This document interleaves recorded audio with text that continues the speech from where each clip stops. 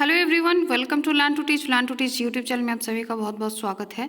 तो Eklavya model residential school का जो एग्जामिनेशन यानी कि EAMRS 2023 का जो कम्पिटिटिव एग्जामिनेशन जो कंडक्ट होने वाला है, इसमें नॉलेज ऑफ ICT से क्वेश्चन रहेगा।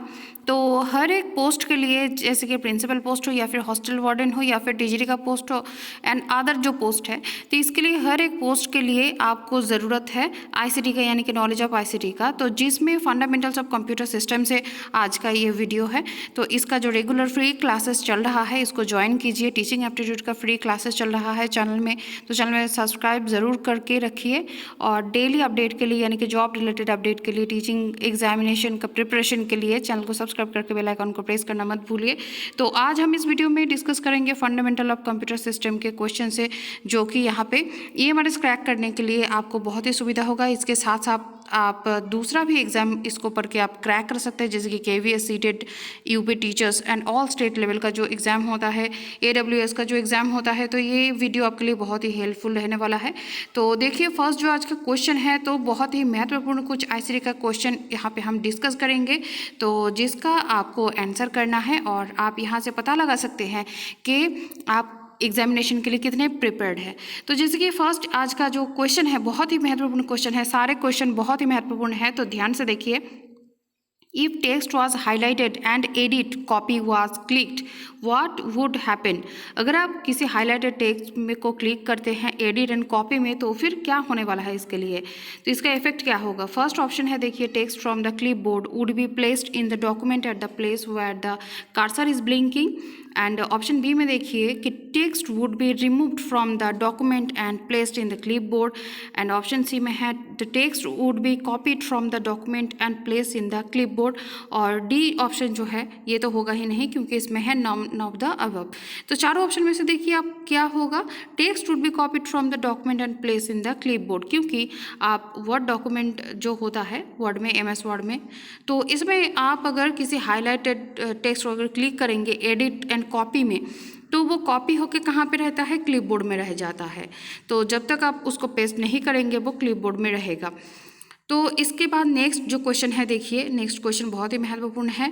Dash is the process of dividing the disk into tracks and sectors. तो फिर यहाँ पे एक ऑप्शन क्या होने वाला है, तो देखिए, ए ऑप्शन में दिया गया है कि ट्रैकिंग, ऑप्शन बी है allotting, option C formatting and option D है नॉन ऑफ द अबव। तो ये प्रोसेस को क्या कहा जाता है, कौन सा process, dividing the disk into tracks and sectors. तो जब आप डिस्क को डिवाइड करते हैं ट्रैक्स एंड सेक्टर्स में, तो इस प्रोसेस को क्या कहा जाता है, this is process is called formatting. आप इसको क्या बोलेंगे, फॉर्मेटिंग। नेक्स्ट क्वेश्चन में चलेंगे। नेक्स्ट क्वेश्चन है, देखिए, नेक्स्ट क्वेश्चन है, which of the following is not a social media platform. Social media platform, ये चारों ऑप्शन में से कौन सा नहीं है, ये आपको बताना है। आप अभी तो सोशल जो प्लेटफॉर्म है इसका ही एरर चल रहा है। तो फिर ये चारों में से देखिए, Twitter, Gmail, YouTube and Facebook, तो ये चारों में से सोशल मीडिया प्लेटफॉर्म किसको नहीं कहा जाता है, तो करेक्ट आंसर क्या होगा, जीमेल, क्योंकि ये मेलिंग सिस्टम है। ऑनलाइन जो है मतलब सोशल मीडिया प्लेटफॉर्म नहीं है। बाकी जो ट्विटर, यूट्यूब एंड फेसबुक है, these are social media platform. तो जो जीमेल है ये सोशल मीडिया प्लेटफॉर्म नहीं है। तो ये सारे क्वेश्चन EMRS को क्रैक करने के लिए बहुत ही महत्वपूर्ण है। और साथ ही साथ आप इस वीडियो को देख के NVS, KVS, CTET, APS, UP teachers, all other state जो एग्जामिनेशन, जितने भी टीचिंग रिलेटेड एग्जामिनेशन होता है और जो भी कम्पिटिटिव एग्जामिनेशन में नॉलेज ऑफ ICT से क्वेश्चन रहता है, बहुत सारे जो स्कूल होता है उसमें कंप्यूटर का भी टीचर जो साइड में रखा जाता है, तो उनके लिए भी बहुत हेल्पफुल है नॉलेज ऑफ ICT से ये सारे क्वेश्चन। तो बहुत सारे क्वेश्चन, इंपॉर्टेंट क्वेश्चन के ऊपर आज हम डिस्कस करेंगे। तो देखिए, नेक्स्ट जो क्वेश्चन है, तो ये है फुल फॉर्म से, जो कि एब्रिविएशन तो क्वेश्चन आएगा ही। प्रीवियस वीडियो आप ज़रूर देखिए, क्योंकि उसमें पूरा जो ICT का सिलेबस दिया गया है, डिस्कस किया गया है कि नॉलेज ऑफ ICT से यानी कि फंडामेंटल्स ऑफ कंप्यूटर सिस्टम से कौन कौन से टॉपिक के ऊपर क्वेश्चन रहेगा। तो प्रीवियस वीडियो को देखना मिस मत कीजिए, डिस्क्रिप्शन बॉक्स में आपको लिंक मिल जाएगा, वहाँ से जाके आप प्रीवियस वीडियो को ज़रूर देखिए।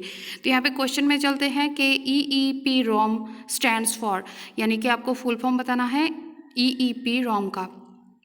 ऑप्शन ए में देखिए दिया गया है easily erasable programmable read only memory. Option B में देखिए electronically erasable program read only memory. Option C है electronic erasable programmable read only memory and option D है नन ऑफ द एबव। तो EEPROM का जो फुल फॉर्म है, देखिए ROM का फुल फॉर्म क्या है, रीड ओनली मेमोरी। तो देखिए तीनों में ही कॉमन है, ये जो रीड ओनली मेमोरी देखिए तीनों में ही दिया गया है।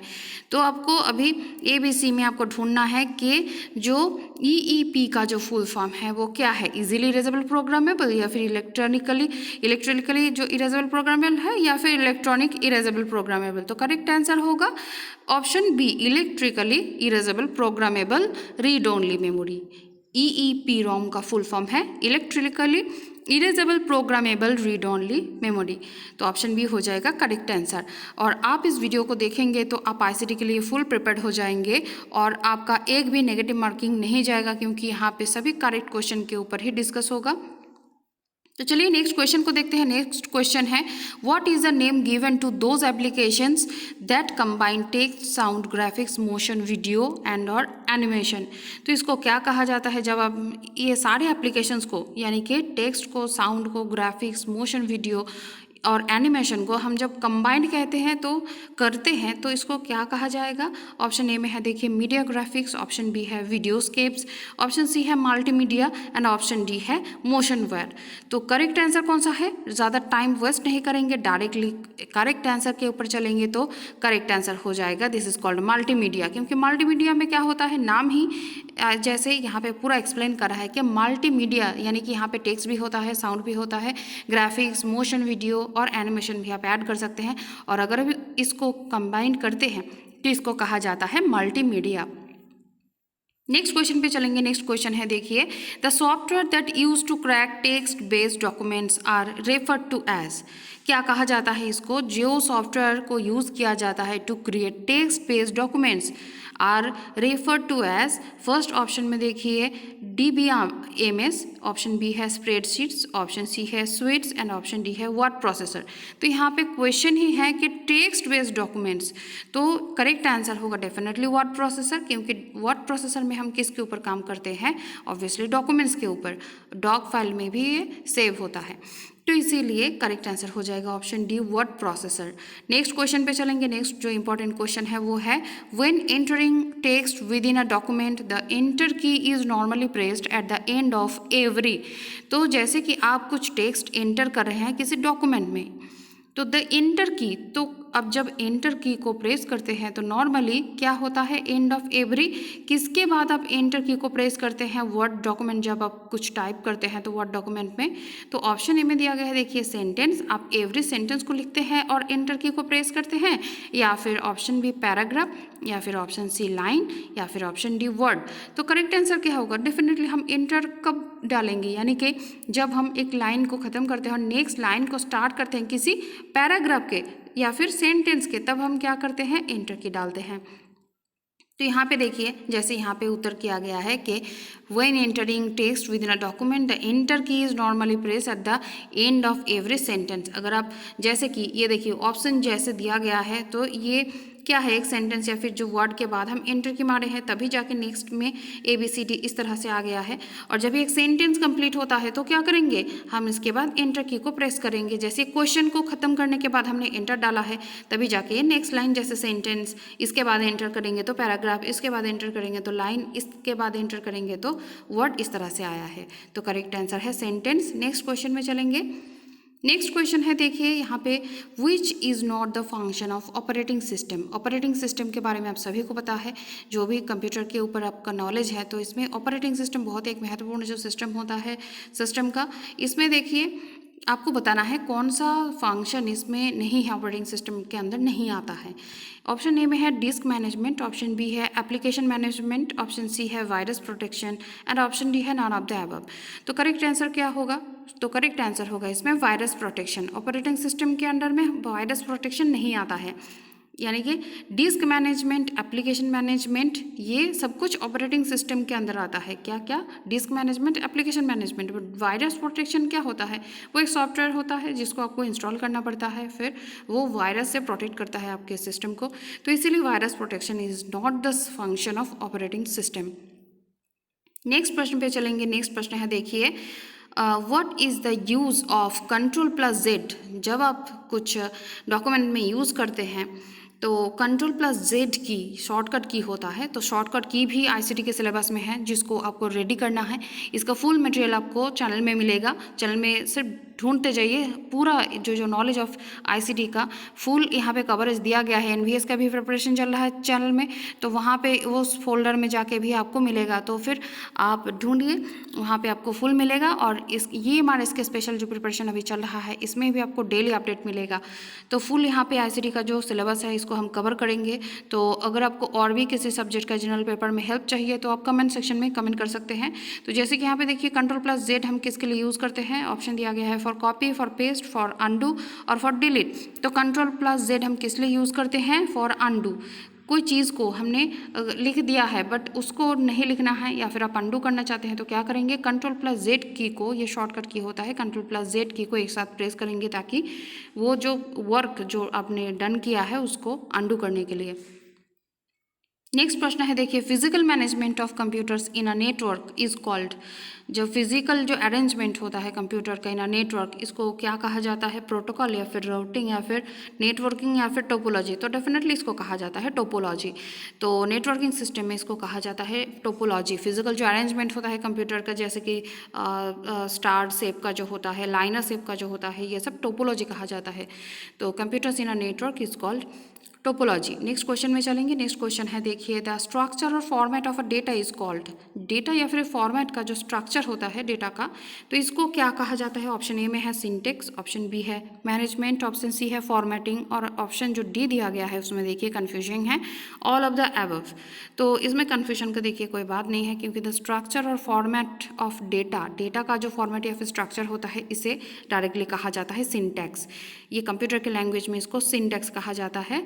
The format or structure of data is called syntax, will be correct answer. Next question है, what is the name of first computer? Option दिया गया है ENIAC, UNIVAC, params, none of the above। तो जैसे कि प्रीवियस डे में जो video दिया गया था नॉलेज ऑफ आईसीटी के ऊपर, तो इसमें भी डिस्कस किया गया है जनरेशन वाइज। तो जिसको आप देखेंगे तो एकदम एट अ ग्लांस आपको फुल जो जनरेशन ऑफ कंप्यूटर है 5 मिनट के अंदर आपके नॉलेज में फुल आपका कवरेज मिल जाएगा आपको। तो ये जो ENIAC जो है इसको कहा जाता है फर्स्ट कंप्यूटर, यही है फर्स्ट कंप्यूटर। तो ENIAC का जो फुल फॉर्म है यहाँ पे देख लीजिए। ये भी पूछा जा सकता है, क्योंकि जो एब्रिविएशन है इससे भी क्वेश्चन आएगा, क्योंकि ये भी फंडामेंटल्स ऑफ कंप्यूटर सिस्टम में आता है, शॉर्टकट कीज या एंड जो फुल फॉर्म होता है। तो ENIAC का जो फुल फॉर्म है वो है electronic numerical integrator and computer. क्या है, Electronic Numerical Integrated and Computer is the full form of ENIAC. So the first programmable general purpose electronic digital computer था ENIAC, जिसको बिल्ड किया गया था ड्यूरिंग वर्ल्ड वॉर 2। एंड किस country ने इसको बनाया था, यूनाइटेड स्टेट्स ने बनाया था। किसके दौरान, सेकेंड वर्ल्ड वॉर के दौरान ये बनाया गया था ENIAC, जिसका फुल फॉर्म है electronic numerical integrator and computer. Next देखिए, नेक्स्ट जो क्वेश्चन है वो है, the shortage which retains is data after power of is called. जो स्टोरेज जो रहता है, जो आपके डेटा को कंटिन्यू करके रखता है, अगर आप सिस्टम का पावर ऑफ भी कर देते हैं तो उसके बाद भी जो डेटा आपके स्टोरेज में रह जाता है, इसको क्या कहा जाता है। जैसे कि ऑप्शन ए में दिया गया है डायरेक्ट स्टोरेज, ऑप्शन बी है वोलाटाइल स्टोरेज, ऑप्शन सी है non volatile storage and option D है सिक्वेंशियल स्टोरेज। तो इसको कहा जाता है नॉन वोलाटाइल स्टोरेज, यानी कि मेमोरी से नहीं जाता है, वो रिटेन करके रहता है। अगर आप सिस्टम का पावर ऑफ भी करते हैं तो वो स्टोरेज में रिटेन करके रहता है जो डेटा, उसको जो स्टोरेज, उसको कहा जाता है non volatile storage. Next question में चलेंगे। नेक्स्ट क्वेश्चन है हमारा control plus B to make the text. अगर आप वर्ड डॉक्यूमेंट में कुछ काम कर रहे हैं कुछ, तो वहाँ पे जब आप शॉर्टकट की जो कि कंट्रोल प्लस बी को जब आप यूज़ करते हैं, किसके लिए यूज़ करते हैं, अंडरलाइन या फिर इटैलिक बनाने के लिए, या फिर बोथ ए एंड बी, या फिर बोल्ड बनाने के लिए। तो कंट्रोल प्लस बी का यूज़ होता है किसी टेक्स्ट को बोल्ड करने के लिए। तो ऑप्शन डी होगा यहाँ पे करेक्ट आंसर, बोल्ड। नेक्स्ट देखिए, नेक्स्ट जो क्वेश्चन है control plus I to make the text underlined, italic और बोथ ए एंड बी और बोल्ड। तो आई हम यूज़ करते हैं इटैलिक के लिए, कुछ वर्ड को या फिर टेक्स्ट को इटैलिक बनाने के लिए कंट्रोल प्लस आई का यूज़ किया जाता है टू मेक द वर्ड और टेक्स्ट इटैलिक।